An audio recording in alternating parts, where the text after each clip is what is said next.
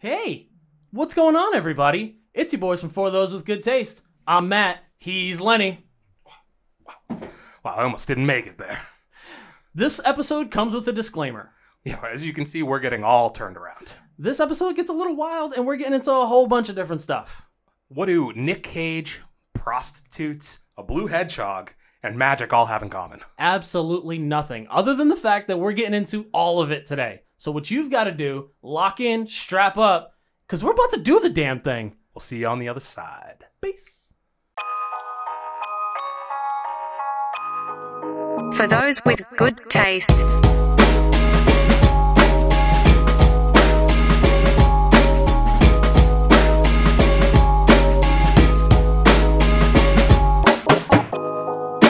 Hello, fellow tasties and tastettes. Welcome back. Great to see you. Matt, as always, great to see you as well. I'm just happy to be back, buddy. After what everybody would probably consider a pretty crazy weekend, I'm just glad I made it back. To be more specific, a crazy weekend in the world of combat sports. And if you didn't check out our episode about UFC 269 last week, you might be a little in the dark going into this one. But we'll shed some light on it for you. Yeah, we'll keep you updated. Yeah, absolutely. But how have you been, dude? I'm great, man.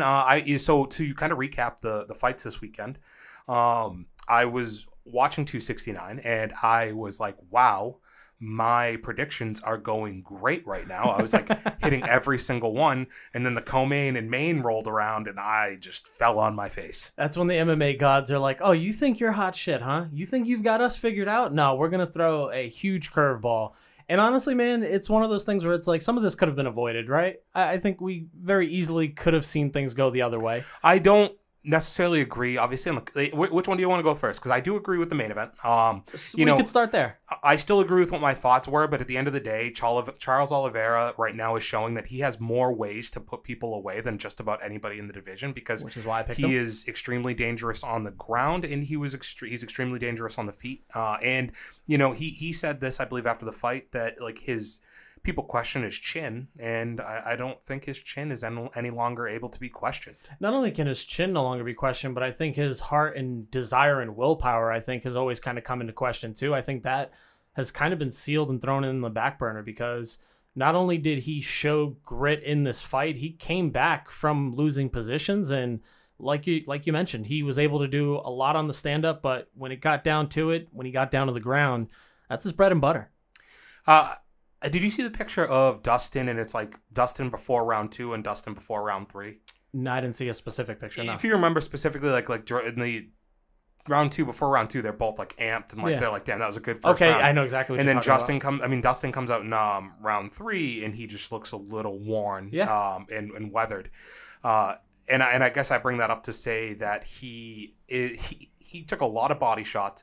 The only big question I had that I think the biggest turning point, and it's not getting a lot of talk being said about it, because at the end of the day, the ref calls what they call and they don't call what they don't call, but Joe brings it up on the broadcast, grabbing the inside of the wrist. I just think that's a really pivotal moment in the round, because that leads to Dustin spending an entire round underneath. Yes. And the unfortunate part about it is, depending on which referee you get, a ref can call it either way. Bailey, you good? Okay. We normally keep the pup outside the room, but we're trying this thing where we keep her in here with us, and a little bit of mascotish. She's just trying to make herself comfortable right now. So if you hear any aggressive scratching in the background, I know you might think that's Stat Guy in the cage that we keep him in, but it is not. We took his cot away, so no more comfort in here. Yeah, the most comfort is the dog bed that we keep in his kennel with him. Well, she's living like a queen, and she needs to figure out what's going on. But back to the point at hand, a ref can go either way on that, but it does play a huge pivotal factor in the fact that Dustin couldn't really come back from it. And at some point, that kind of has to be addressed, and it's definitely not talked about enough. But do you think that Joe kind of shedding light on it does it a service? Maybe needs to be revisited? How do you think they... There's nothing you can do about it. You can't do anything about it now. It's just the one... And I guess that's why you don't really bother bringing it up at this point, because it went how it went. Dustin certainly never made an excuse, so props to him. I just think it's like... like I said, the beginning of the second round, they're going at it on the feet, and I think Dustin felt very confident in where they were at on the feet, because every single time he hit Charles Olivera, it was doing damage. Anytime Dustin lands a punch on any of these guys at 155 pound, it lands very cleanly, and it's very powerful. And there's usually another one coming behind it. And you can tell that he's really kind of in a league of his own when it comes to striking. But again, Charles is able to put the pressure on him and come away with a pretty slick submission victory. It is interesting, though, because you say that Dustin, like, when he hits these guys, it clearly, like, does damage, but he doesn't have one-punch knockout power. No. He doesn't. He's never disconnecting you from your senses. No, but he to your has point, enough, it's a barrage of punches. He rocks you, and then he gets on you. Getting hit with a 1-2 is never a fun time when you're on the end of Dustin Poirier's punches. In all reality, Charles Oliveira is now the most complete champion we've maybe had in a long time, because, you know, we're coming off of the eras of, I would say, all the way dating back to, and he didn't successfully, I don't believe, defend the title, but I guess Eddie Alvarez was the most evenly, like, in terms of well-rounded, because Conor, obviously a specialist, Habib, more of a specialist. Eddie Alvarez, yes, but not being able to defend the title is a tough one to say. And I would say the other thing with Eddie was Eddie wasn't amazing at any one thing. Eddie's more of your jack of all trades, master of none. Yeah, journeyman, jack of all trades. So. I don't think we ever saw a matchup with him where we were like, oh, he's the better striker or he's the better wrestler in this instance. He is the best of all those things where he can kind of utilize all those strengths to his advantage. He's never the best or the specialist at one thing. I'm trying to get back to, I mean, like, dude, more complete at I was going to say BJ Penn. Like, literally, you have to Frankie say... Edgar's a punching boxing specialist. But, well, I was going to say, like, BJ Penn is the best example, I think, in closest regard to Charles Oliveira here. Sure. But I do think Frankie was... His gas tank is equivalent to the ground game of Charles Oliveira is the equivalent of Frankie Edgar's gas tank in the era that he fought in the movement, right? I think Frankie's just positioning and his ability to use his footwork was incredible, right? His boxing was way before his time when he was fighting at 155. Maybe a different form of complete, but right? Yeah, I definitely agree with you that BJ Penn is the closest thing at 155 as a champion that we're seeing to what Charles Oliveira, and we're putting that's putting a lot of pressure on Charles Oliveira. You say that, but have you looked at his records? It's insane right now. So most submission victories, most finish victories. I think it's most wins at lightweight. Like, he holds about 5 different records after that win, which is pretty historic considering the fact that he's been in the game now for what seems like 10, 12 years. It's crazy when you think about it. This has now set us up for Oliveira versus Gaethje. Yes. I think that's a very, very exciting matchup somewhere early, hopefully in 2022. Early thoughts on it, I would just say the first round is going to be very, very dangerous for Charles Oliveira. The thing about Gaethje, though, is he does get hit and he does get rocked, and I think it's going to be a tough thing to do against Oliveira, and I don't think he's going to go into this one as an underdog by any means. No, I think people are starting to see his all-around game, both from a physical and a mental standpoint now, and now he's coming from dominant performances where he's going to be able to set himself up for a big fight. I was more interested, did you see the kind of fallout with Michael Chandler in all of this? Where he looks really solid, right? Because he, in his mind, came the closest to beating Charles Oliveira. 10-8 him in the first round, right? Is what people were clamoring for a rematch between him and Justin Gaethje. Yep. So he's fought the 2 best guys in the division right now, and he's gone toe to toe with each of them, razor thin decision. So I think he is most obvious for Conor right now to me. Would make the most sense, because how do you set up the next matchup after that? I think the way it should go for Oliveira right now, in my mind. Sure. If I'm fantasy booking, and things have to work out accordingly, which in MMA they don't always, but you would have Oliveira fight Gaethje, then Chandler, and then Islam Makhachev, maybe. Yeah, and it's funny, I've seen more posters, like fan-made posters of Makhachev getting the next title shot, but I think the pecking... Too soon. Yeah, it's too soon. I think he needs maybe 1 or 2 big fights to put him there. But he got Beneil Dariush, right? That's who they booked him with? Yeah, so it'll be interesting. Beneil's a great fight because that gives us a great gauge on where he is. Yes, it's a really, really solid step up. Beneil Dariush is obviously really hot right now as well.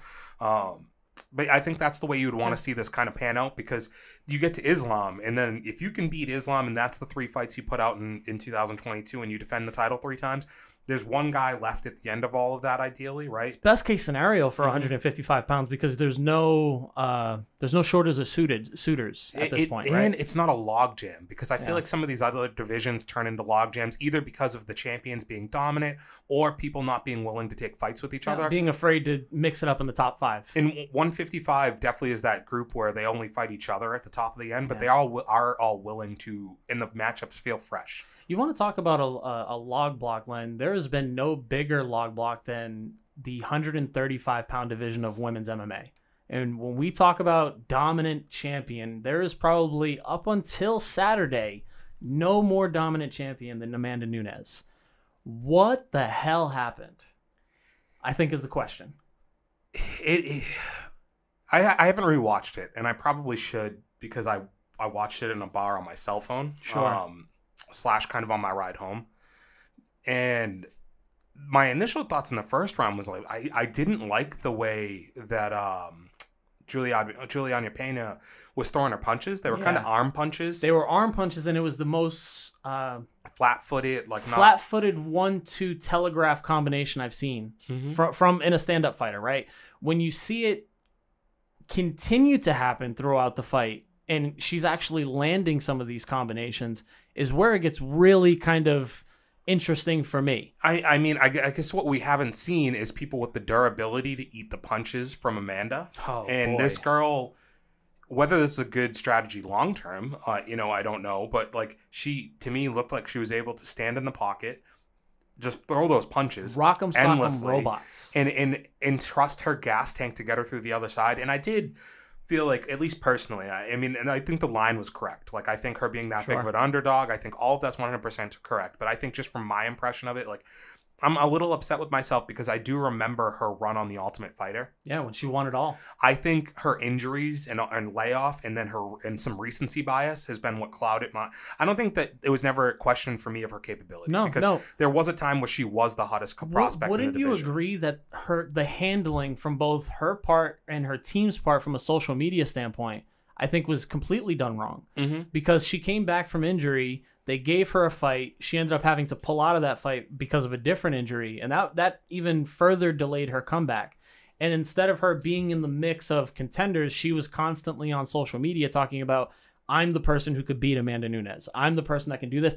Now, hindsight being 2020, she's not wrong. But we had no idea because we didn't have the resume. We didn't have the work of the body of work to say that she could actually put up a huge fight against Amanda Nunes. And one of the things I think she had going for herself that a lot of these women don't have, she had confidence in herself.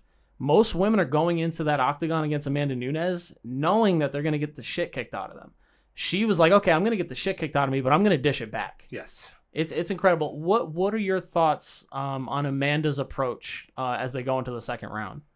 I think that she has seen everybody fight afraid of her. And like I said, I think when you see people, it may even be the Connor thing, right? Like, you see people wilt to your pressure and your striking in the first round, that you go into those second and third and your gas tank's not an issue. But if you hit them and they keep coming or they're not moving, then you start thinking. And you get inside your own head that you're like, I've given this person some of my best shots. And these guys are all in the best shape of any athletes in the world, right? So they don't for them to get tired, it generally isn't a physical thing as much as it's like mental. Trying to think and also act at the same time. That's mentally exhausting and you get tired. And I think by the second round, she had gassed herself up because I think she was resigned, and it's evident in a way by her tapping in the second round that she was already in her head like, I can't do it tonight. Like I'm gonna be in for a miserable 5 rounds. So that was the only explanation that I saw for her to just come out and just come swinging, because it seemed to me like she was thinking, if I can't punch my way out of this, it's not gonna happen tonight. So it was really interesting to see that strategy just didn't pan out for her, right? That's something that I don't think she's ever had trouble with when she's really wanted to pour it onto someone, that she hasn't been able to overwhelm them, and it just didn't work out for her against Julianna. It definitely opens up the division now, though. Big time. So we've had a dominant champion, and she's still a champion. She's still a champion at 145. I think some of that's lost in all of this, correct to assume that she's getting an immediate rematch? They've basically already agreed to it. I don't necessarily think you need to do that right away. I'd give her a bit. Let Julianna maybe defend the title. Why logjam both belts, other than the fact to admit that the 145 belt isn't a real division? Yeah. There's just not any real challenges. And like Dana said, this has now screwed up the chances for a Kayla Harrison matchup. Who made an appearance at the event. That's clearly what they want. That doesn't happen. But don't you think it kind of ruins it? I think you don't. Why does it ruin it though? No. People sorry, lose. I jumped the gun. People lose. in MMA. This isn't boxing. I didn't mean Amanda Nunes. I don't like the fact that you parade Kayla Harrison around for this fight because you're already setting yourself up for failure because now you're not going to put Kayla Harrison against Julianna Pena. But why is it failure? Because I'll use this as an example. Less than a year ago, Israel Adesanya, who is the 185 champion, went up to 205, fought for a title, didn't win it, has since come back and fought at 185, and we were all perfectly fine with it. Sure. What is the point in Amanda Nunes having 2 belts if we can't say, okay, she lost at 135, that's fine, she's not the double champ anymore, but she is a champion, and we have a person who is very capable at 145. Regardless whether she lost this fight or not, Amanda Nunes is the #1 female fighter of all time. We can't take that away from her. Nope. So why can't we now have her fight one more of these less than women in the 145-pound division, get her mojo back a little, maybe get a good fight or a finish underneath her belt, defending her championship? And why are we not right back there, other than to say that the UFC now can't defend? Like, they wanted to promote that fight as the dual champion. Exactly. And that's the only, but like none of us care about that. None of us care about that, but you know that this is all a marketing tool for them. And Amanda Nunes losing this fight, maybe it's the Conor effect of being finished, because you can bring up Adesanya, you can bring up Stylebender. He didn't get finished in that fight against Jan. He was overwhelmed on the ground, maybe got overwhelmed on the feet a little bit, but at no point did it seem like his air of invincibility was broken. For her, she got finished. And as we look at her tweets and her posts afterwards, this seems more mental than it does physical, where with Adesanya, his confidence was still there. He was gracious in defeat. It's not to say she's not gracious in defeat, but your invincibility cloak is completely penetrated now. And not only is it penetrated, it's against someone who said that they were going to beat you. So now you've kind of lost that. You've given the momentum away. And now if you lose to Kayla Harrison, that's a double loss, because now you've lost as the face of the UFC against this newcomer, and you're no longer the dominant person at 135 or 145, and 145 pounds doesn't matter. I just don't think that we should have the title if we're not going to be willing to put her back in defend that championship. And I don't see it as I guess at the end of the day, from a UFC perspective, it's like, okay, if Kayla Harrison goes and beats Amanda Nunes, but does it in her own completely different fashion than Julianna Pena did. Julianna Pena. I think that win is just as valuable for the UFC because Kayla Harrison is now going to take that next step. But to put more shine, like, I wonder where Julianna goes from here. We're going to see the rematch. Let's see if she can replicate it. I think that you would still see Amanda Nunes as the favorite going out of that fight. She's going to be the favorite at any fight she goes into, I think. I would be hard-pressed not to pick her to beat her in a rematch, because I have to think that she can go and revisit some of those things she did wrong. But at the same time, I've seen the times that we forget that she wasn't an undefeated champion before. No, she wasn't. She's lost before. Katzengano did beat her in a fairly similar way if you go back and look historically. Put her in a tough spot and finished her, I believe, in the third round. A great man who sat in your seat, and I think still sits in your seat, once said that MMA is about a world of runs. This has been a hell of a run for Amanda Nunes. Mm-hmm. She's come back from defeat before, but and again, this is all, we're speaking hyperbole right now. Is this a sign when your mental game starts to go, if you're not up for this fight and you're facing these fresh lions and lionesses who are ready to fight, you can't come away with it, is your run over? Mm-hmm. If that aura of invincibility is broken, can you come back from it? Can you reestablish it? We've seen champions who haven't been able to do it. We've seen perennial contenders, example Tony Ferguson, who haven't been able to come back after their runs. It gets very dicey and it gets very interesting. The last person, and there was, if you haven't checked out this card, there was a lot of great stuff on here. Big time. We could talk about Dominic Cruz. We could talk about some other stuff, but I do just want to mention Sean O'Malley has continued his ascent. He is now in the top 15. He cracked it off of a big victory this weekend. He's now 13th ranked bantamweight in the world, so we're on our way to seeing him against top competition. That combination, left body, right hook, step back left straight. Yep. Just incredible. Incredible. I love the fact that that combination came not 5 seconds after commentary had just mentioned that he is the most accurate striker, not in bantamweight history, in UFC history. which is insane. And it was interesting because the round, he was definitely in control the whole round, but I wouldn't say there was necessarily, he wasn't like teeing off like he just did in his last fight, right? Yeah. Like he against Chris Moutinho, he wasn't doing that. Nope, this time. Very calculated. This was a lot more of like, he was setting traps. He was, I mean, his feint work is incredible. Like they bite He's on the best. He's the best. I would say Izzy is the best, but like maybe. But Sean uses those feints, and you can see it all playing. Mm-hmm. Maybe I'm not going to take it away. It is just beautiful. But I just wanted to mention that. No, we've gone pretty far on the MMA stuff here, so we won't spend too much time like I said, if you haven't checked it out, check it out. Vasily got a win this weekend.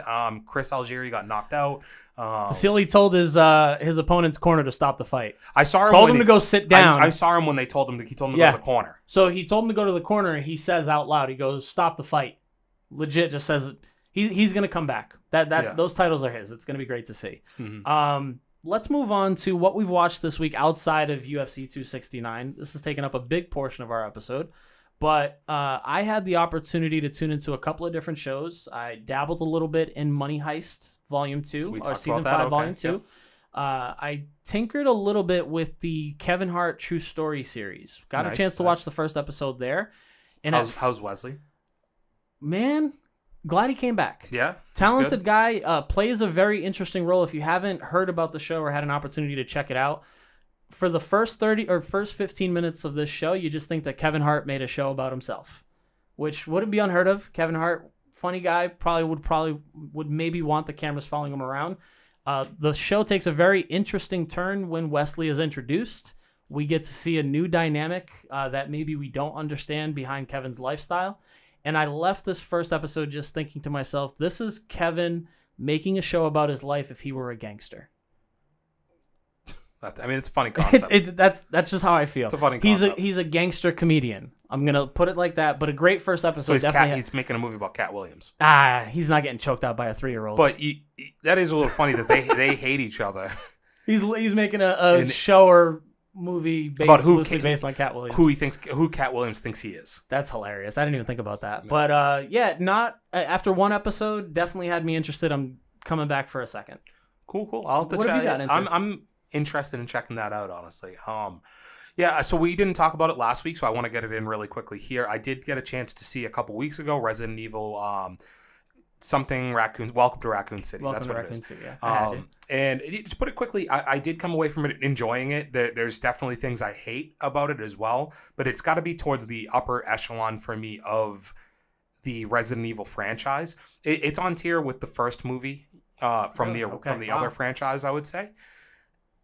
I don't know if I think it's better or not because I'm trying. It's hard to not view the Mila Jovovich movies the series as like a total thing. So because if I went back to how I felt coming out of the initial Resident Evil movie when I saw it 15 versus years the third, ago, fourth, and fifth one, yes, yeah, I may give you a different answer comparatively, but this one I left being happy. Like I said, there's things I hate. Mainly Leon is just fucking terrible, but it's a weird movie because it's like they'll be doing stuff that's great, and then it just doesn't feel like at times the characters are in real peril. Like there's like a ton of shit happening in it, but it looks like it's almost the Walking Dead does this, I think, too, where you get to this point where you're like, the character's got to die here. Yeah, you put them close to the fire, but you don't really let them get burned. And then somehow they find so it's like, wow, there's a million zombies about to get to Chris Redfield, and then like something will pop up that saves him or stops helicopter him. Shoots and you're like, wow, these things hook at him. And you're like, wow, these things are vicious, except now they're not. You know,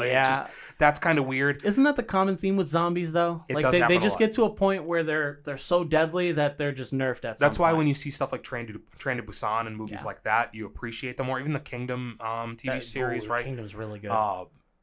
So yeah, when they put a twist on why the zombies exist, they set this up for a sequel, of course, coming out of it because you have so much to go by, and they did stay close to. This was based in 1998, which is awesome. So it's based in the same time period of the first and the second game. That's cool.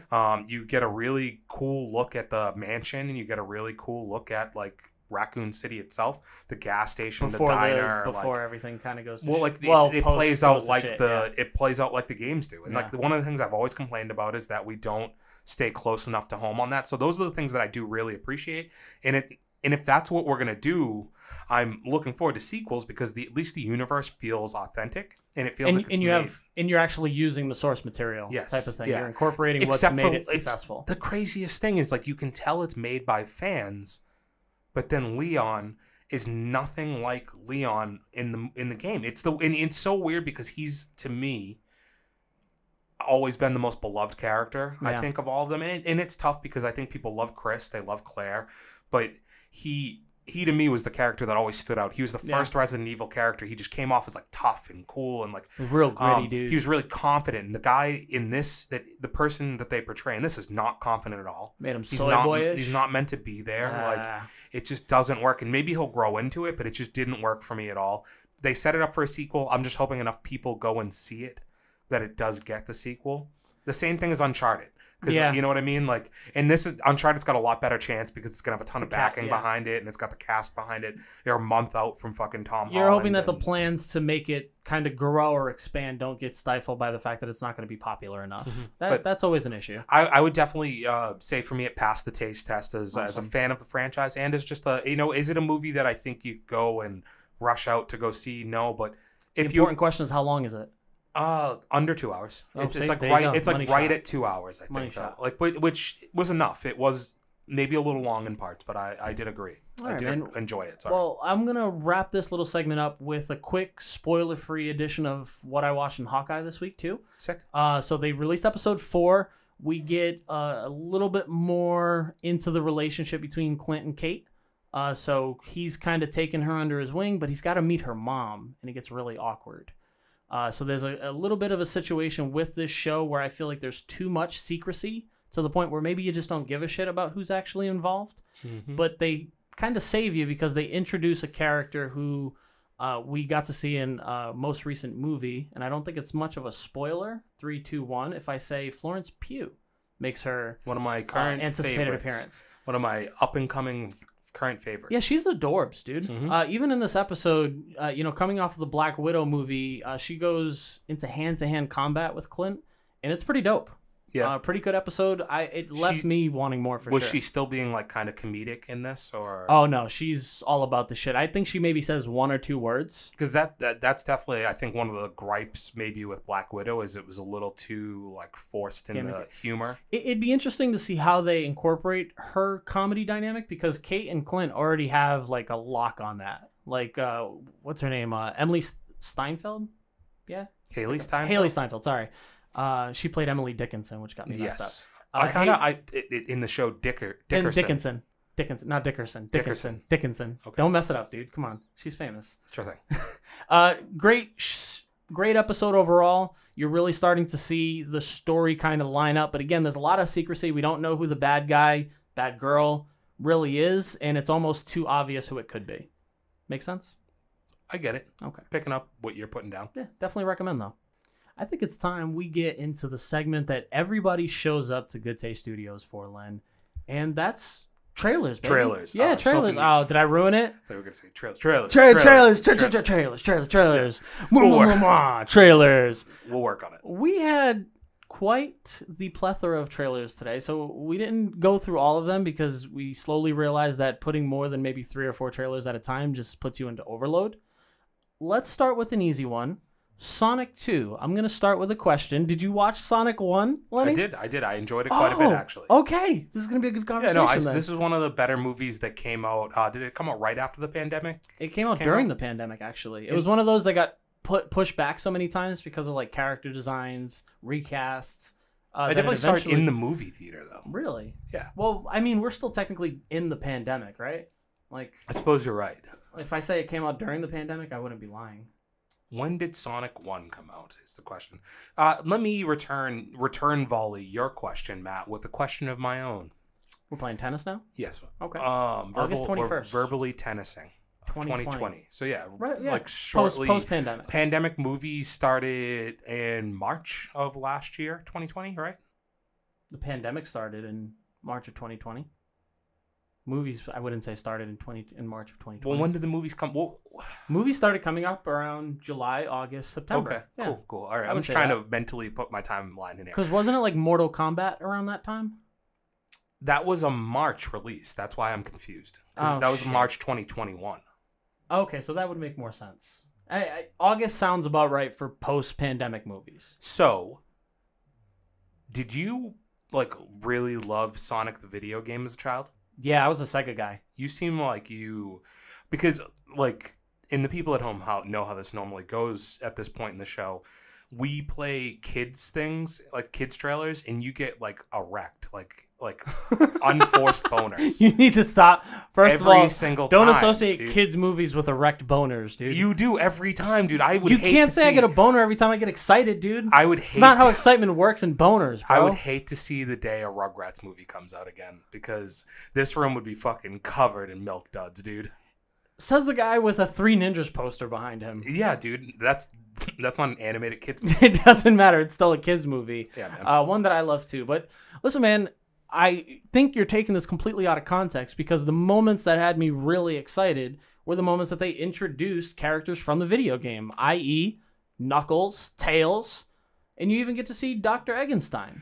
What I got from watching this trailer was I don't know what I did as a kid.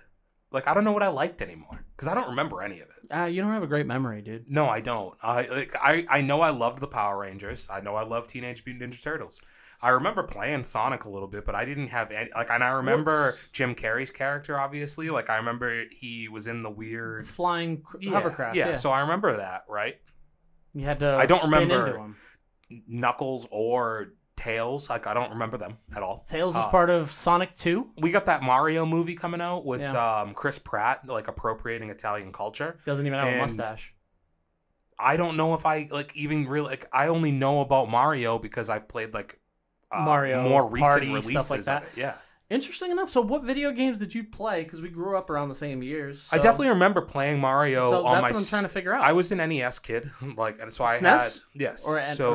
Super. Both, right? Yeah, it was Maybe both. SNES was more my consistent era. But even with that, I remember I had, what was the game? There was a first person shooter type thing, and you were a saloon, and you'd go into a saloon and you'd have to shoot the targets and stuff like that in the saloon. I don't remember. It might have just been called Saloons. I don't. No, I remember playing, but that no, game. I remember it's I remember playing that game a bit.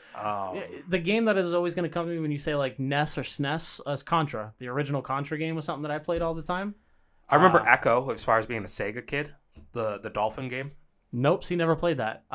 So my mom It's got probably me for kids in the Sega, suburbs. Sega Genesis, if I remember correctly, and then my grandmother had her NES and SNES. So I was getting the best of both worlds. Get my Sonic over on my Sega, and then get my Mario over on my SNES. I remember there was this game. I had to have been 8 years old at this point, and I had a SNES at my house. And when I would go to my babysitter's, the dad had an NES. Oh. And he had this game that was a two-player game, side scroller. It was nighttime, and thugs were trying to fight you, and you would beat them up, and you could pick up weapons off the grounds like crowbars. That reminds me of the old Double Dragons video game. Shit. Yeah, so you could do that. And I remember they were like, "Oh, he loves that game," so they buy me it for Christmas, and I'm so pumped that I'm gonna get to play it. And it's for the fucking NES. It doesn't even fit. I couldn't play it. I could never play it. It sucked. That was the days where you get presents for stuff that you just couldn't use. You'd get a video game for a different console. You'd get you'd get a VHS, and you were still using I don't even know. I remember cable boxes. That babysitter would buy me such cool stuff because that was a cool, it was a mature game dope, yeah. when I was 8 years old. When you're beating up thugs in an alleyway, so yeah, really really cool. But then there was also they bought me. I remember Transformers for the Game Boy. The toys. Yeah, so that it would be the little van or whatever, and you could transform it into the van, and it was drivable too. It wasn't like these piece of shits now where they just here's an idea. there. Actually, this is coming to me right now. Instead of fidget spinners, maybe we should just bring back those Transformers tools.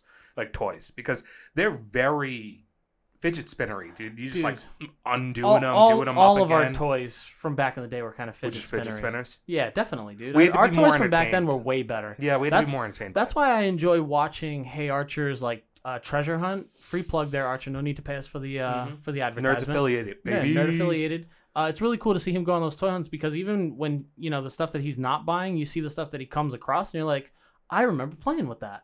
I remember having a couple of those. I remember my uncle had that and wouldn't let me open it. And then when I did, he left me at the park. Terrible stuff, man. Sorry, did I take us down a dark hole? Do we need to talk about anything? No, it's okay, man. My uncle left me at a park one time. But Sonic 2... I was going to start talking about Jingle All the Way, so thank God. Don't. Please, we don't need another Arnold Schwarzenegger, 5-minute block happening on this show. So Sonic 2 got you excited because you enjoyed Sonic 1? Dude, I think Sonic 1 definitely got the shaft. It was very underrated as a film. Sonic is awesome in Sonic 1. Yeah. Really good. And even the redesign of the character, I think, ended up working in the long run. The first design looked like shit. Yes. James Marsden is the most likable man on Earth, maybe. Oh, yeah. He's just he's it's the perfect cast. Mm-hmm. And you really can't see Jim Carrey killing it. Jim Carrey, again, still on my can't miss list, man. I don't care how many shitty movies you people think he makes. Guy doesn't make shitty movies. You just love, I don't. He fits you perfectly. So, for anybody who say, dude? For anybody who really knows you, Jim Carrey fits you. You got something to fucking say, dude? You're good. Yeah, I fucking love that guy, man. We're good. Guy's my spirit animal. I hope I don't get canceled for saying that. You know what else you love? Long walks on the beach. Jerking off the kids movies. Subway sandwiches that are made by nice people. Jared. Geez, not the best reference for me to pull, huh?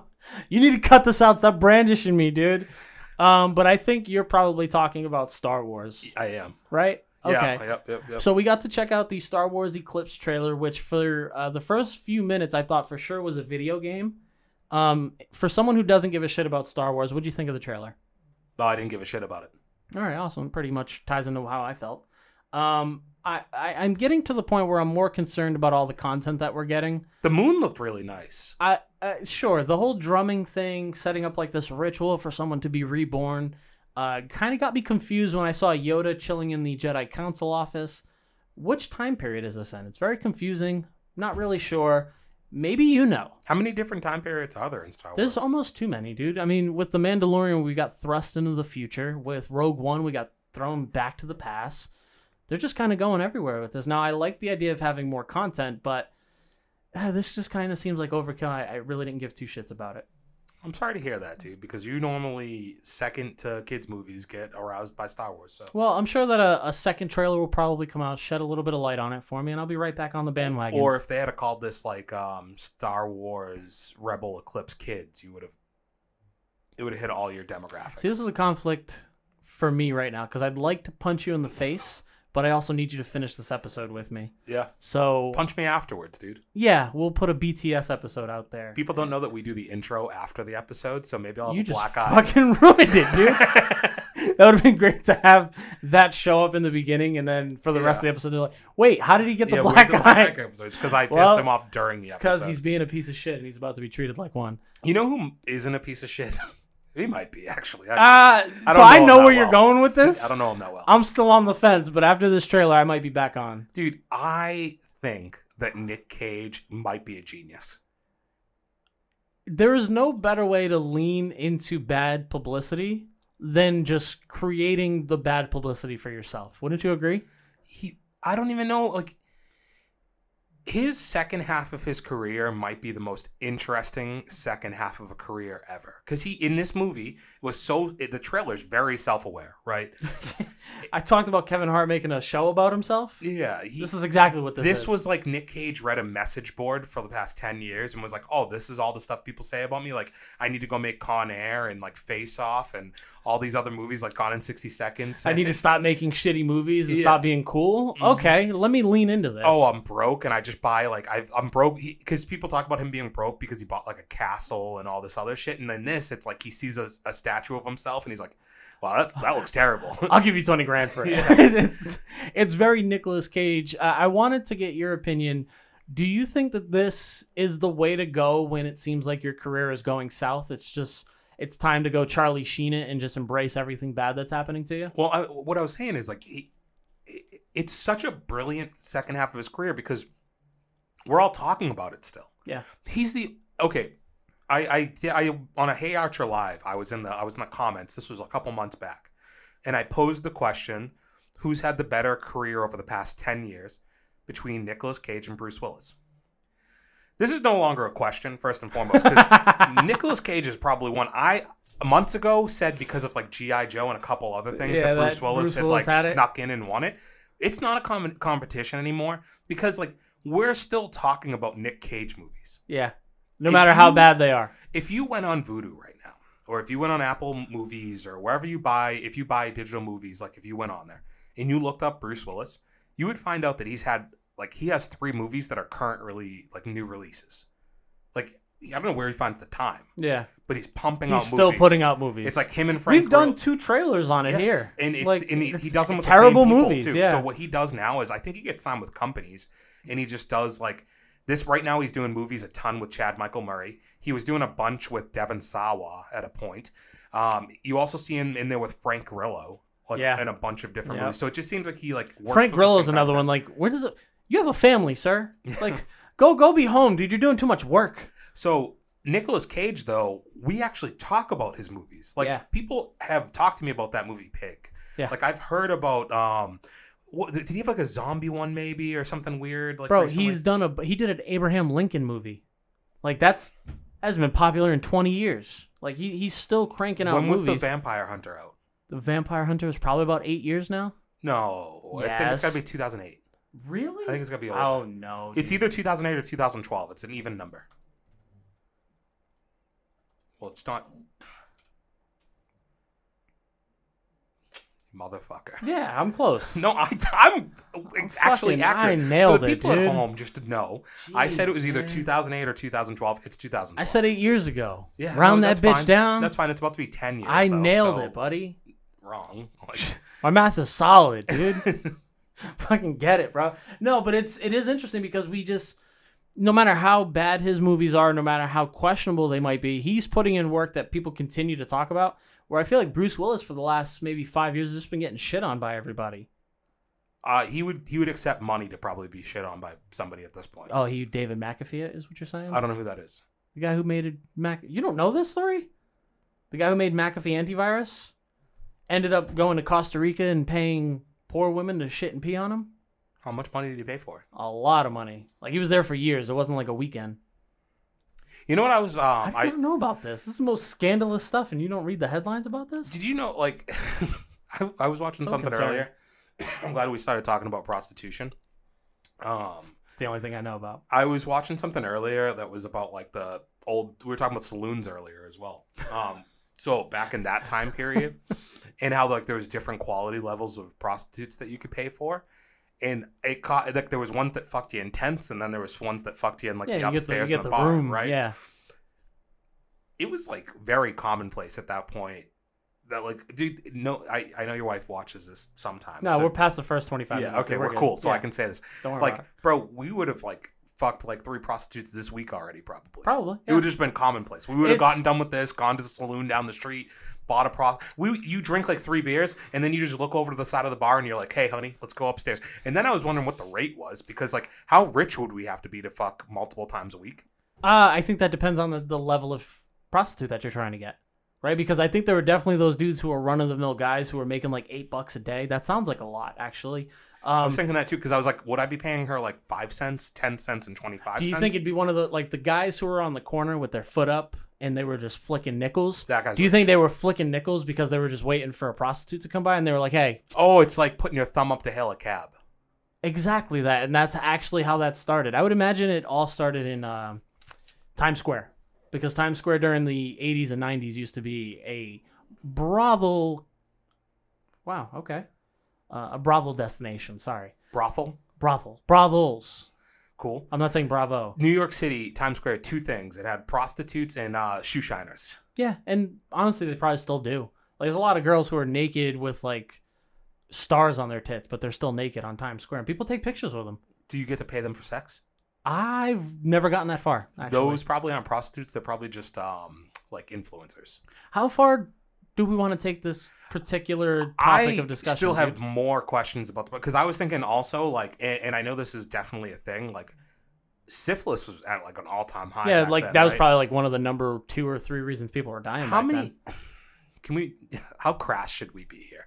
Because if it was just me off the old microphone, I might be liable to say, Matt, I wonder how many times a woman was getting dicked down. Hold on. I'm going to go into full disclaimer mode, and then we can say whatever we want. Cool. Okay, for the next 5 minutes, FTWGT is going to be going into a maybe not so great environment. If you love us, if we're near and dear to your heart, and you're possibly worried about our image being tarnished, shut it off for a few minutes. We're going to be FTWGNC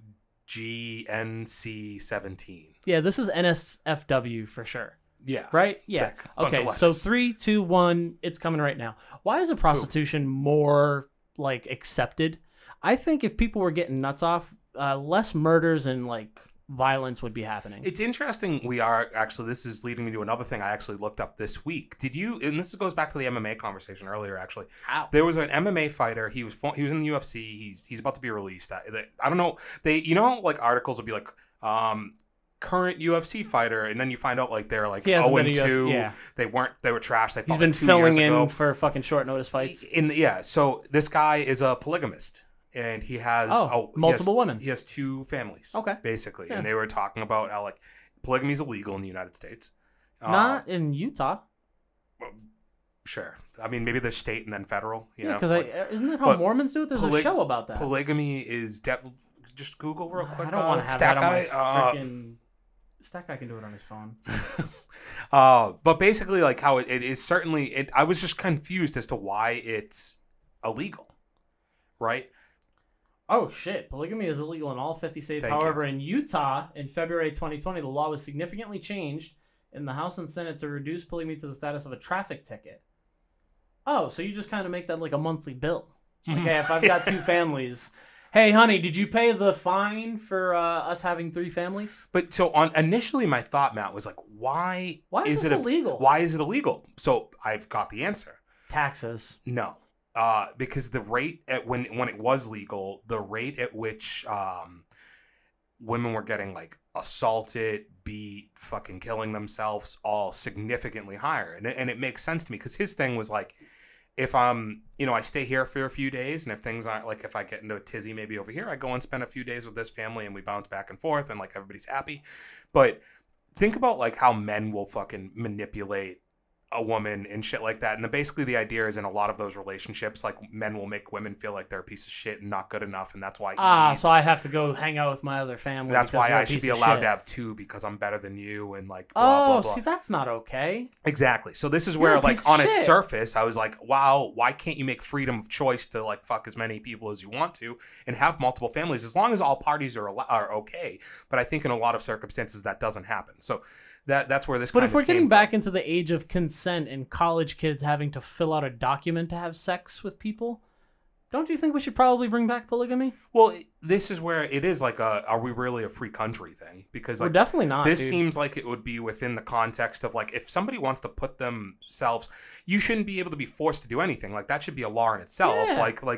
I can't force you to marry me, but if you've gone through the whole process of marriage, here's where it gets dangerous. Is anytime they have evidence or a history of shit just going south, they immediately nix it. And I think that's why cults are no longer allowed, right?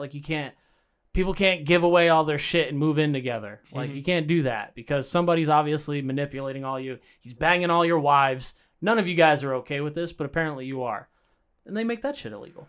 Back to your initial point though, I don't really understand why prostitution's not legal per se. So I'm sure some of it's that I'm sure the death rate, the STD rate, everything else like that in that profession was probably significantly higher. The crime that surrounds that profession.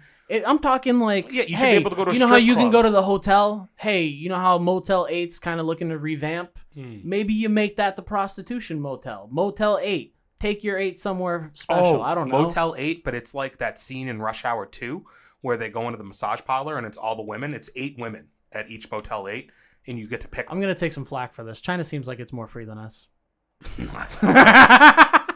I'm kidding. That's a joke. Obviously, only LeBron James believes that. It's a weird conversation because no matter how you spin it, it's just going to look bad. But I think if Nicolas Cage were president, he'd probably be okay with brothels being reopened.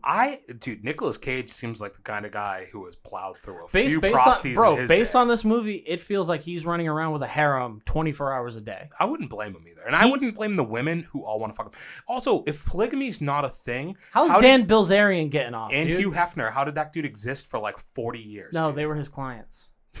Sure. He was sponsoring them. They were his clients, but they all had to fuck him to stay in the house. And we're back, guys. So... we just wrapped up the Nicolas Cage trailer. It got Hugh dicey Hefner, for a Hugh few Hefner minutes. is a dirty son of a bitch. Yeah, dude, and he's dead for it. Like, there's gonna be did we talk about the fact that there's a documentary coming up? I'm excited for that. Bro, there's documentaries for everything nowadays. We watched the trailer for what is it, High School Hero?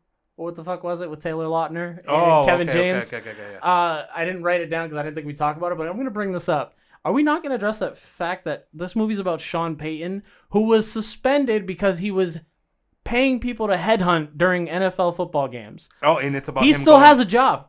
and he's going to work with kids. So this is where I'm glad you just filled in a blank for me, Matt, because I would watch the trailer and I knew that he was doing a Sean Payton movie, and then I was like, wait, they're calling him Sean Payton, but what is Sean Payton doing coaching kids? But this is what it was, right? He got suspended from the putting league, hits out on players, and he coached bounties, a kids team in the meantime. Bountygate, bro. Yeah, insane to me. So this movie is about. It's a Netflix movie, too, interestingly enough. So actually, I'm not too crazy. I'm not too surprised that they went this route. But it's a movie about how a disgraced football coach, that's how the headline should read, goes on to teach high school kids how to become disgraceful football players. That sounds like it adds up. The only way that you allow this to go on is that you don't make him the direct coach. You make him the offensive coordinator. You get pretty boy Taylor Lautner, have him take his shirt off a couple times. You make him head coach. And we've got ourselves a good Netflix movie. The one thing I'll say in defense of this movie is we need more, or not necessarily need more, but I do think every once in a while you need these kids sports movies to come out, right? That uplifting message, that heartwarming like thing, but they're all kind of cookie cutter in that regard. You need those, right? There are so many other people that we could have did a movie about. No, I agree with you. So many other people. This is like digging towards the barrel, and they don't look anything alike. Like there's a reason Ray Lewis doesn't have a movie about him. We probably should never make that movie, right? Because yes, his NFL career was fantastic, but there's a lot of backstory that goes into that. If he was to make his own biography, it would probably be eerily similar to like The Passion of the Christ, and it'd be starring The Rock. Like that's. Yes. Right. Yeah, exactly. That's just how I feel. Speaking of The Rock, like I was thinking about Gridiron Gang while I was watching this movie. That is hilarious. This trailer. Yeah, because that's exactly what it seems like. Well, except like Gridiron Gang was like kids that are like... Wasn't it like people who were going to jail? They were like juvie kids. Yeah. Hey, your life's going down a bad road. It wasn't a bunch of just white kids. No, and that's the funniest thing is that I know I'm going to watch this, and the only thing I'm going to think about is how many of those kids like are going on to just be terrible people that he influenced. And he's still an NFL coach. So I don't think that like... You don't think he should lose his job for headhunting? I don't think he was actually paying any of that. It was the defensive coordinator, wasn't it? Secondly, I don't know if those kids would even be old enough to even like. It's not you. Greg Jackson, was that his name? That's Greg. It's not Greg Jackson. It doesn't matter. He blitzes every single time. Yeah. Either way, Greg Williams. Yes, Greg Williams. Boom. So it's like I just don't think that those kids even fucking know the difference, probably. But no, I just can't wait for them to Google him later on and they're like, oh, that's why he had the chance to coach us. We should probably wrap up trailers with a quick little rundown on Fantastic Beasts, which is, for me, obviously the best of all of the trailers that we watched today. The Nicolas Cage one notwithstanding, because I thought that was like it. For people who know us and know like the stuff we like, I think coming out of this, the Nicolas Cage one is a trailer I actually recommend you go check out because it's just interesting to watch and it's clever. It's a good trailer. The Fantastic Beast ones is just a movie that I'm excited for. As you had mentioned, Jude Law is Dumbledore. Yeah, he was great in the last movie, but this one is like, I think you're going to get a ton of them in it. And I loved this trailer. I'm really excited. This is one of my favorite universes just from a You know what I started thinking during this was like we were talking about zombies earlier. Zombies and vampires have been like the past 10 years of our lives, right? Like a staple. Maybe more than that at this point because Twilight was probably more like 2007, right? Yeah. So wow, you're all the way back 14, 15 years now, like of just vampires and fucking. We're talking about True Blood off air. Like it's any way that you spin it, every major network has had their hand. I feel like we haven't gotten as much in like the wizard and like magic world outside of Harry Potter, because Harry Potter did it and nailed it. Like there was no way you were going to come back and top Harry Potter, where I feel like for the vampire franchises everybody's trying to one up what's already come before it. I think that like quite literally the beasts in this, like there's just something special about it. I like the fights between like the wizards with the wands and throwing that rather than just using guns. The and one shit like scene that that they have Jude Law doing where he's like conjuring this crazy ass storm, I was like, oh, this is really awesome. It kind of brings another dynamic because not only did the trailer look great, but this was the first kind of look that we got at Mads Mikkelsen replacing Johnny Depp on this, and I knew this was a little bit of a sore subject. I watched you as he came up on screen, and I noticed your reaction immediately. You're like, It was very. It just feels like he's not the same. The problem is, it's not his fault. He probably would be fine if this was the first movie in the. Yeah, the three. He's not. It's going to be hard to come in. At this point. It's just not going to make sense. It almost just feels like a different villain than Johnny Depp's. You know, it's just not the same guy, and for me, not being as attached to the character because I watched the first movie, I was kind of in and out of the second one. That's why I was like, wait, Jude Law's Dumbledore? Like, that didn't even play to me. I urge people to, like, rewatch these because I think the first one's a good movie. It's genuinely, like, different and fun, but I think because it didn't have any of the bigger world... It was tough to buy into Newt Scamander being your main character, right? But now, as the world is growing and we keep expanding movie over movie, I think he's become better, and I think the movies itself have gotten better. Yeah, I think this third installment, I have to go watch that second one again, but the first one was great, and I think finishing with this, by the looks of it, it's going to look Did we catch a release date? I don't know if you're the slowest typer in the world, I know. Boom. 22, April 15th. April 15th, okay. Yeah. So maybe let's do this, Matt. Here's the deal. And people hold us accountable to this. February, we're going to do Fantastic Beasts. March, we'll do the sequel. Yes. And then we'll prepare ourselves. Are we going to go to the theater and watch it together? If you make it. Can you buy tickets for me? Well, I'll buy tickets for you in IMAX. I'll be in No, Dolby. See, don't do this shit again, dude. Dolby till I die, bro. Till I die. Now it gets to this point where we're going to have to start wrapping up here, Len. And the only way that we really know how to do that is to let the people know what we're going to be watching this week. So what do you got on the docket? Well, I made some purchases today, Matt. Purchases? What type of purchases? For the people at home, the Voodoo is having its end of year sale. What do you mean Voodoo? Like I don't know what it stands for, truthfully. Video under demand unisex. I don't know, dude. I don't know a lot of words. We don't know what the fuck we're talking about. So VUDU, the streaming platform, which allows you to purchase and stream movies. Yeah, and I'm sure like other companies are doing their ends of year sales. So I'm just saying, if you're actually out there buying stuff, if you have a Vudu account like we do, yep, do that. Yeah. Yeah. So I bought 6 movies today. You only put up 5 fingers on. Do that again. Oh, I have a handful. Oh, well. Okay. You didn't see my dick. I always see your dick, dude. Yeah. In picture form. So I bought 6 movies today. Do you want me to? How would you like me to organize these in my brain? Do you want me to organize it in the order that you'd like me to watch them in? Okay, that actually might take a second. While he's thinking of doing that, we do actually have a separate Vudu account. We only choose to share a Vudu account because it helps us become closer as a team. And it also helps us stay on top of each other when we know we need to watch stuff. Do you want it to be the most watched as the last one I say? The most I'd want you to watch one? No, I'd want what's the first one I need to watch? Oh, but you don't want to work up to that? Okay, so work me up to it, dude. Give me the last. I'm trying. Why are you asking questions which you already know the answer to? What the fuck, dude? You don't believe in foreplay? Not with you, I don't. Oh shit! I like to just jump into it. All right, so let's start here. Swinging Passion. Tears of the Sun. Ugh. That's a great movie. That's Josh Hartnett, isn't it? No. Which one am I thinking of? I have no clue. Tears of the Sun. Okay. Tears of the Sun is a Bruce Willis war movie. Oh, fuck that guy. Okay, yeah, I'll watch it. Great movie. I feel like I've seen it. So the end of it is they've been napalmed and they're like walking out of the fucking napalm and they're burnt to shit and everything. Jeez. It's pretty awesome. Okay. So that's bottom. That's like bottom of the 6 tier. I bought, that's the low one. The next one in, have you ever seen the movie Out Cold? Synopsize me. Takes place on a snow resort. It's a comedy that has Jason London and Zach Galifianakis in it. No. It is from the year 2001. I have not. I think it might be Elizabeth Smart. Who's the girl? Oh, AJ Cook. I don't actually know who that is. No, I didn't start getting hooked on Zach Galifianakis until like 2006. Between the Ferns. Well, yeah, you just loved The Hangover. No, Between the Ferns. Like everything else, I was hip to him maybe beforehand.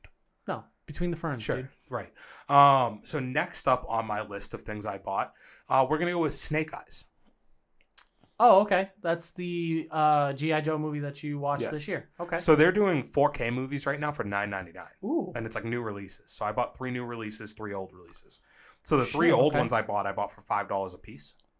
Nice. The 3 other ones I bought for $10 a piece. So good deals. Yeah, very good deals. That's the only reason I bought. So And I'm many. really glad that you bought that movie because I've actually been wanting to see it, and then there's no way for me to watch it. Sick. Well, now Cool. you have one. In 4K. So Snake Eyes, and then next up is Anchorman. I've owned. I just hadn't had it on my digital. I could probably skip that one. I've watched that one enough. It's a good one to throw on. It's a very though. good movie. Yeah, that's. I had the urge like 2 or 3 weeks ago where I was like, damn, I really want to watch Anchorman 1. And all I had was Anchorman 2. That's a problem because they're very. It's a big problem to have. They're different. They're very different movies. They're the same movie, but very different. Anchorman movies. 2 is fine, but it's But not. it's no Anchorman dude, 1, like, dude. Brick Yeah. killed a guy, dude. Like, you'll never. So that's right. I did. Like, I need that. Bro, Steve Carell's the man. Yeah, like, I need that Steve Carell, though. You know what I mean? Yeah. Like, because that is the biggest difference. Because he's too self-aware in the second one. Like, initially being like, oh, we're so sad that Brick died. Yes. And he's like, I love Brick. He's a great man. And it's like, dude, you're alive. He said, yes, I am. And it was a lot about, like, it was just, that movie was too much of Kristen Wiig and him being just fucking weird, though. Yeah, and it's also just an opportunity to show off Megan Good's butt. And to round it out here, we have, this is a tough one to call. So I'm going to go first, Hitman's Wife's Bodyguard. Okay, I know you speak very highly of that I movie, liked it, so, and yeah. then the final one, Free Guy. I bought Free Guy. Oh, yeah, that's got to be number one, right? Yeah, okay. really, really good. I loved that movie. Dude, you bought me all so- these movies for Christmas? Yeah. That's awesome, baby. That's why you're my man. Well, I've got a lot to watch on there, but Netflix is also blessing us with season 2 of Henry Cavill's The Witcher. I know it's not something that you watched, but I know it's got the people rock hard in some other places. I enjoyed the first season. It was interesting to see how they told 3 different stories that eventually connected Culminated as together. one. What is this, Crash? No, Crash was like 7 different storylines, dude. Crash was also, what year was Crash? 2001? 2004. Really? If I nail this, dude, you're gonna have to. I won't say it. See, this is where it gets weird. Oh! You see, here's the thing, dude. When was the last time you watched that? Because it seems like Nope. Because you were just telling me how Gladiator is like one of your favorite movies ever. I'm starting to think Crash might be your second favorite movie ever. No. I've seen the movie Crash. I remember it. Who's your favorite Crasher? I liked Matt Dillon's character in Crash. Was he a cop? He was the racist cop who did some pretty No shit, nefarious things, dude. But I liked his turn at the end. He came back and had a turn of character. Do you remember the movie well? I remember some aspects very well. I remember really well. Do you remember This is a great Ludacris's movie. role in that movie? No, I don't remember anything about it. Well, fuck you. See, this is you giving me shit for remembering movies. I don't know why I remembered even so much as that, like, Matt Dillon was a cop. Like, I'm surprised I remembered that. Oddly enough, you said Jim Carrey's like one of my guys. Matt Dillon, oddly enough, huge fan. Oh, well, we grew up in 1998 with Wild Things. And Wild why Thing. would we That's not? still one of my favorite movies. Like, Nev Campbell, Denise Richards. Dude. was that the first threesome we ever saw on TV? Maybe you. What was your first? It was in person. I said on TV, and I still don't know if I believe that. It was on a TV. It just wasn't my TV. But, like, I'm saying, like, for a movie, was that, like, your first knowledge of, like... Or maybe I'll rephrase this, because you clearly were a deviant. Yeah, I was alone a lot, dude. For how many people was Wild Thing your first introduction to the world of, like, threesomes? And how awesome it would be to have Denise What Richards other movies and are out Nev there, though? Campbell. There's not a lot that I'm thinking of. That's the most famous, like, iconic threesome well, obviously. ever, but there's definitely other ones. I feel like Cruel Intentions had a threesome scene in it, but you wouldn't know. No, see, here we go, dude. I've watched Cruel Intentions many times, dude. The whole intentions being cruel aspect was due to the fact that he wanted to be in a threesome and she didn't want to. But you didn't even know where the song Bittersweet Symphony came from. Because I listened to it on mute, dude. You watch movies on mute? Sometimes, just to make sure I remember them, dude. It's fucking like weird, you've never watched the Liar Liar on mute? On mute, dude. It's fucking hilarious. Is it his? When he asks him how's it hanging, and he goes short, shriveled, and always to the left. It took me 10 years to understand that joke. Does he have a super hot like coworker in Liar Liar? No, he's got a super hot boss. Yeah, and she's trying to fuck him. Yep. Damn. And she does bang him on his kid's birthday. That is hot. It's really messed up. Oh, he also gets stuck in the elevator with the chick, and he's like, I mean, your boobs are huge. I mean, I want to squeeze them. Mama. It's one of the best scenes ever. See, that's why. Okay, really quick. About 20 minutes ago, I was like, I was like, Jim Carrey is the perfect actor for Matt. If you know Matt, that scene is why he's the perfect. Mama, like that's the part I'm talking about. That's why he's like, that's you. Jim Carrey loosely shaped my child. I know he has, dude. I can tell. It's a spicy meatball, dude. Can you just look up really quickly for me if Liar Liar is on any streaming services? I don't think it is, dude. Cancel culture. Watch now with a premium subscription. I wonder what that premium subscription would have Hulu. to be. Interesting. Because you know how like Hulu, they link with like stars and Peacock. Oh, the cock has it. On the cock, dude. I'm not surprised that you can have it on the cock, dude. Liar Liar is a movie that I feel like should be on the cock. Yeah, you get what I'm saying? Well, I mean, after the talk about the boss, yeah, definitely. Yeah, I mean, so there's the boss, there's the woman in the elevator. I'm pretty sure his wife's a hottie. Oh. Jennifer Tilly is also in this movie. She is the Smoke Show. The Till woman. Dude, there's the audio of her getting banged, and he's interviewing the guy. He's like, "You humped her brains out." And he's like, "Yeah, you stuffed her like a Thanksgiving turkey." Sorry. Bailey was like, "I'm gonna fuck you up." She's like, "You need to calm down." No, she hates turkeys. I hate turkeys now that I ever figured out that they could fly. It's fine. I didn't know that was a thing. Did I ever tell you a story about me seeing a turkey fly? You told me that you saw a turkey on a roof. Yeah, so I was walking Bailey, and the turkey went from right next to me to jumping on the fucking roof. It was insane. See, this is how I know that I couldn't have experienced that, because me and Bailey would have been fucking gone. We were just walking down the street in this nice cul-de-sac. It's a nice rich cul-de-sac that's around my house.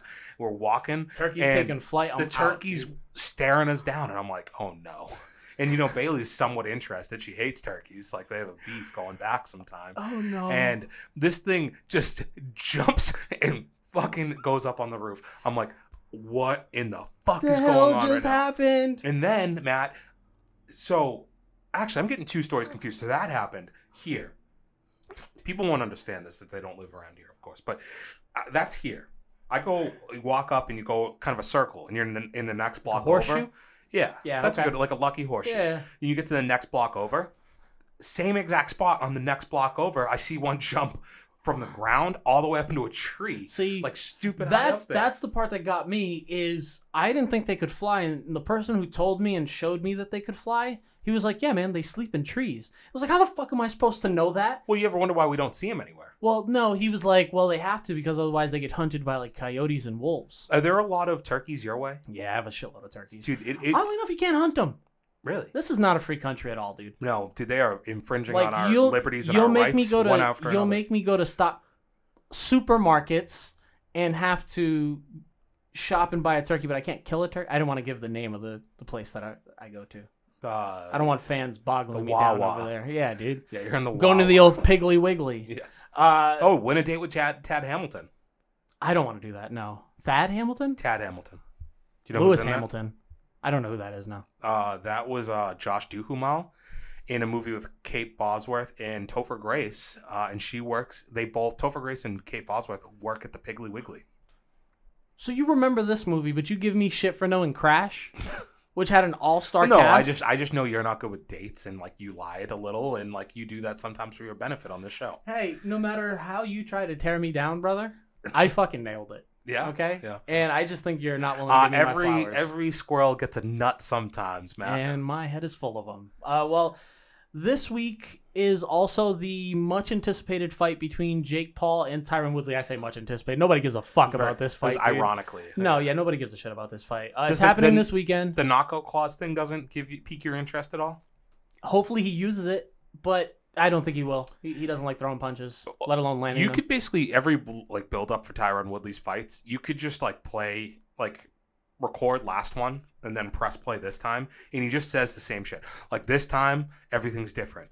I wasn't in the right headspace. I'm putting it all on the table this time. Last time, not in the right headspace. I wasn't have training. A full camp. But this time, bro, I'm not taking a step back. I'm gonna knock this dude out. No, I'm not convinced, man. I'm not convinced. You're losing. It's the least interesting thing that's happening this weekend, but I know that one of the most interesting thing that's happening this weekend, Len, is a movie's coming out. Oh shit! Yeah, that is happening. It is fucking. Did I tell you I got tickets? You got tickets? I got a ticket. How'd you get tickets? So you know what's crazy? What makes I thought they were sold out. This is what I thought. They tricked us, dude. So everybody was doing that. We're reselling them for $1,000. Blah blah blah. For food for thought, we talked last week, and then I just hopped on my phone. And I was like, let me see what's going on for Thursday night. I'm working late. Maybe there's a showing afterwards. Maybe there's something I can go catch. Yeah. So I checked. The first showing I check has free seats, but they're next to strangers, and I just was like, I don't really want to do that. Yeah. Then I happened to check IMAX, which I don't want to go see, but I want to see the movie, and I don't like the idea of trying to wait 4 days with a movie like this. I feel like I'm going to get something spoiled for me, and I'd like to get it out of the way as early as possible, and I'll go see it again. I'd be more than happy to see it again. With me, yeah. Yeah, but I just was there's 4 seats in a row available in IMAX. It's the 4 handicap seats that I would normally sit in. It's a match made in heaven type of thing. Oh, dude, I should just do it. Yeah, I just jumped on it. So especially for you, where you don't really have a care in the world. If you can make it, awesome. If you can't, that's definitely true. But I'm gonna make this obviously 100%. This is the one that if you get a ticket, you have to go. Funny enough, when it comes to IMAX, I actually hate the handicap seats, kind of, because they're positioned a little closer. You don't get much of a lean back on them. Those seats don't lean back, and that screen is so much bigger that it actually is a little shitty to watch from those positions. But no wonder you don't like IMAX. But I just wanted to get in there and see the fucking movie, so much so that you would settle for IMAX, dude. Mm-hmm. I would. I hope you never live this day down, dude. No, I feel fine about it. No, you should feel like shit, dude. What do you mean? No, I guess I'm just upset that you got tickets and I don't get to see it this week. There's still tickets available. Nah, I probably won't. But you don't stay up that late. No, man, I'm a baby now because I have a baby. Yeah. Yeah, I have to put the baby to bed. But I do promise that I will have seen it before we get back in here next time. I'll wait to see it. What? That didn't make any sense. I'll believe it when I see it. All right, man. Well, I'll believe it when I see it. I will commit to that, and I'm going to hold myself to it. Radio, but Batman. We've got to start holding these people accountable because they're not committing to slapping the subscribe button. Or the like button. Wait, jump in the comments. And leaving a comment. Please. Or maybe you having a laugh, making a joke. Maybe you have a good riddle to tell us. Maybe you want to chat with us on the Instagrams or the socials. You can do so at For Those With Good Taste on Instagram. Wait, just 1 second. What have you done? What have you done? I just remembered something. And you were supposed to hold him accountable, so this is partially on you guys. This is fucking on him. What did I do? The last fucking Witcher. You were supposed to go on to Vin Diesel's page and comment your favorite scene from The Last Witcher. And I remembered this because he posted another picture, Matt, of The Last Witcher. So fuck you, dude. You got something to do this week, and I won't forget it because I didn't forget it last week. You did forget it because you didn't tell me. I just did you right didn't hold now. me accountable. Yeah, I got to jump on and do that. I hate that he's still doing this. What was it? It was Vin Diesel, Elijah Hackman. Wood. No, Gene Hackman. It's Anthony Hopkins. God damn it. No, it's Same not. guy. Gene Hackman killed Superman, dude. So what? He hit him with a horse. He also helped Will Smith run away from the government or some shit. Enemy of the State. Oh yeah, that's another 2.5 hour movie. How'd you watch that? No, that movie's fire. That movie's long as fuck, dude. Love that's one of the first movies I ever fell asleep in the theater watching. I love Enema of the State and Enemy of the State. Yeah, both of them get you exactly where you want to go. All right, I'll make sure to jump in his DMs. Please, people, make sure to keep an eye out on the Vin Diesel posts about The Last Witcher because Matt will be in those comments. Are we even following Vin Diesel? If we're not, you better get on it, my friend. Well, shit. All right, slide in those DMs. Well, I'm gonna slap a follow on Vin Diesel, but you people got to slap a follow on our Instagram, on our Twitter, on all of our comments because we're kind of killing it in that regard. At For Those with Good Taste on Instagram. At Good Taste Live on Twitter. Make sure to hit up the YouTube channel For Those with Good Taste. Let us know how you're feeling. Drop some comments. Catch the video and audio. Yep. But if you're just catching the audio, where can they catch us, Lon? You can find us on, I said something wrong last week. I think I said like iHeart and didn't get the rest of it right. You said iHeart Nipple Show. And I was like, what? Dude, that's not the same thing. I do like that subreddit. It's iHeart Radio, dude. Yeah, you can find us on Spotify, Apple Podcasts, iHeartRadio, Pandora, there's one that's escaping me. DAZN? Whoa, no. No, that's not it. No, wasn't that a... DiGiorno? No, what was the thing that they used to have at Pizza Hut? The Pizzone. Ooh. Is that a pizza calzone? Yeah, so it's like a parakeet. A parachute.